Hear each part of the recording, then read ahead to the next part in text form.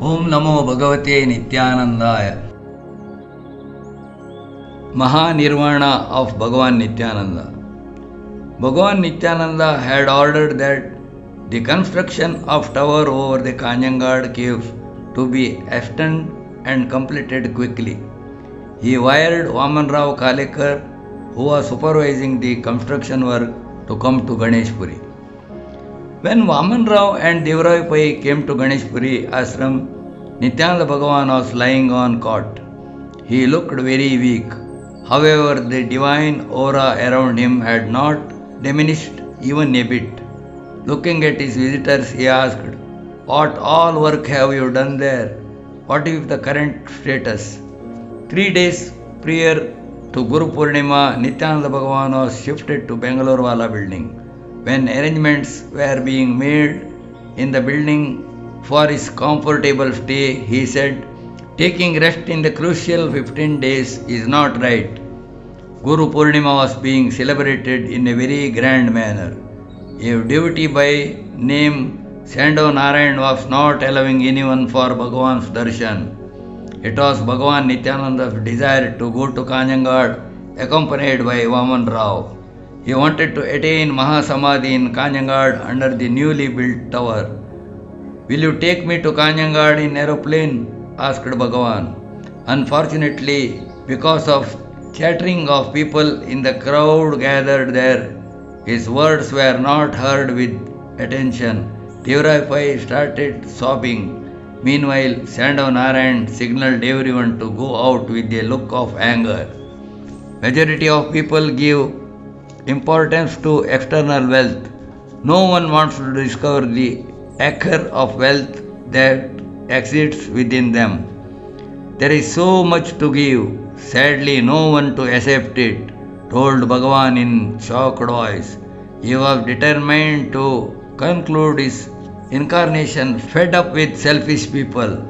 On 7th August 1961, devotees of Bhagavan Nityananda gathered around him. Most of them had come there for Guru Purnima celebration. "If you want to see the sun, you have to watch it today. Tomorrow it may not be possible," said Bhagavan. Looking at his devotee Chandan, who had come from Kanjangad to attend the Guru Purnima function, Bhagavan asked, "Chandan, have you brought Kasturi musk? If not, get it soon." Hearing these words, Chandan started crying inconsolably. While Bhagavan Nityananda was staying in Kanjangad, he had told him that whenever a great soul asks for Kasturi, it means that the day of her Mahasamadhi is near. Recalling these words, Chandan couldn't control his emotions. Prior to his Samadhi, Bhagavan Nityananda had appeared to many of his beloved devotees and had instructed them to come to Ganeshpuri. On getting to know the unfavorable status of Bhagavan's health, Lakshman Sakode went to ashram accompanied by his family. In the evening at 4 p.m., Bhagavan Nityananda called P.H. Mehta, gave him a big box containing gold ornaments, other valuable, and ordered him to develop the Kanjangad ashram. Engineer Hegde was standing beside the bed of Bhagavan. "Most of the people who have visited ashram came to me only to get money, materialistic wealth and comforts. There is no dearth of such people even now. There is no limit to greed of man. Everyone who came empty-handed to me were made to step out with their wish fulfilled, yet they are not contented. No matter how much wealth I bless them with, they want more. There is no meaning in continuing this incarnation. This is it," he uttered. "Tomorrow Mahasamadhi." Thrice. Bhagavan Nityananda repeatedly asked, "Where is Janananda Swami? When will he come?" Strangely, both Janananda Swami and Karunanand Swami arrived after the Samadhi. Had they come before, Bhagavan would have continued his avatar on this earth. That is why he made it impossible for them to come in time. Among the group of devotees standing near Bhagavan Nityananda were Dr. Nicholson, Engineer Hegde, Parikshit, Muktananda Swami, Mahabalananda Swami, Madhav Kamath, Lakshman Sakode, and Vanjbhai. Tears were incessantly rolling down the cheeks of Engineer Hegde. Hegde prayed to Bhagavan Nityananda not to conclude his incarnation. Answering him, Bhagavan said, "Is there a single true devotee here? Only desireless devotees' prayer can make me continue my avatar on this planet. Tell me where such a devotee is. If there anyone here who matches Pundalik in devotion." Pundalik was a great devotee of Lord Pandurang. Ignoring the words of such true devotees is impossible even to the God. Later, pointing at Engineer Hegde, Bhagavan Nityananda asked, "Is your devotion pure without any worldly desire?" "No." Engineer Hegde agreed. Though he was honest like others, he too used to visit the ashram in anticipation of fulfillment of his desires. Bhagavan Nityananda asked again at 3:45 am whether Janana Swami had come to Ganeshpuri. The dreaded day for all devotees finally arrived on 8th August 1961. Bhagavan called Gopal Mama at 9 am, who had looked after him day and night, to tell him everything has been accomplished. Now it is time for Maha Samadhi. Addressing the gathered devotees, Bhagavan told Rama and Krishna also had to leave their mortal human body. Leaving this human body is akin to changing one's clothes. Many people will come to this place in future. Do not hurt anyone who comes to Ganeshpuri. Even after I attain Mahasamadhi, I will be here. Wherever and whenever my devotees remember me with pure devotion, I will be there too. True devotees with pure intention and kind heart will forever be in my divine fold under my protection.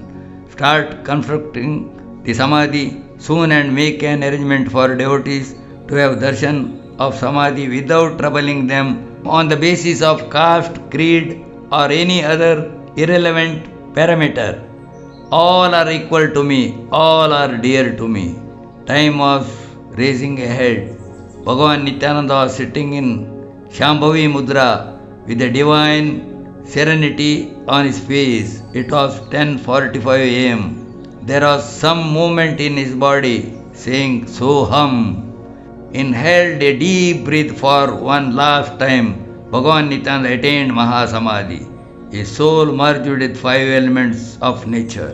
Pujya Janana Swami reached Ganeshpuri by flight. The body of Bhagavan Nityananda was kept for darshan for 2 days. Janana Swami expressed his desire to take the body to Kanjangad. However, due to insistence by the devotees, arrangements were made to construct his Samadhi Mandir in Ganeshpuri. As soon as Janana Swami reached Ganeshpuri, he roared saying, "Who says Bhagavan Nityananda left this world? It was Janananda who attained Samadhi. Bhagavan Nityananda has neither gone nor will go.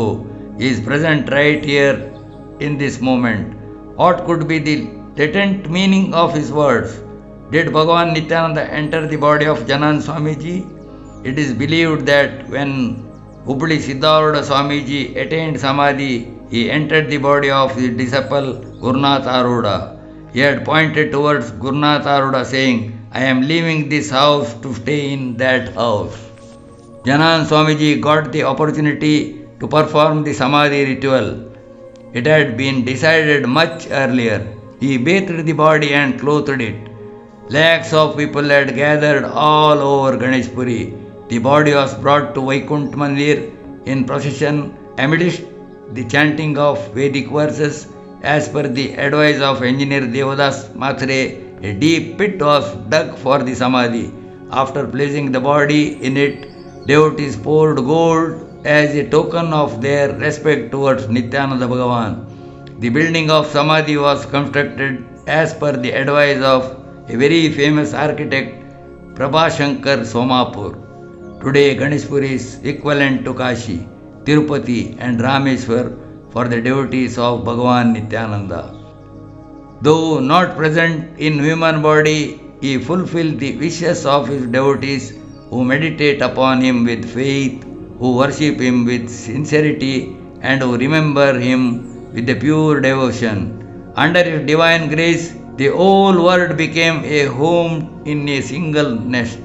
The verse from Upanishad, Yatra Vishwam Bhavati Ekanidam, manifested in reality. Though he visited this earth for a brief period, his divinity will illuminate this world forever. Sarve Jana Sukhino Bhavantu. Om Shanti Shanti Shanti. Namo Nityanandaya.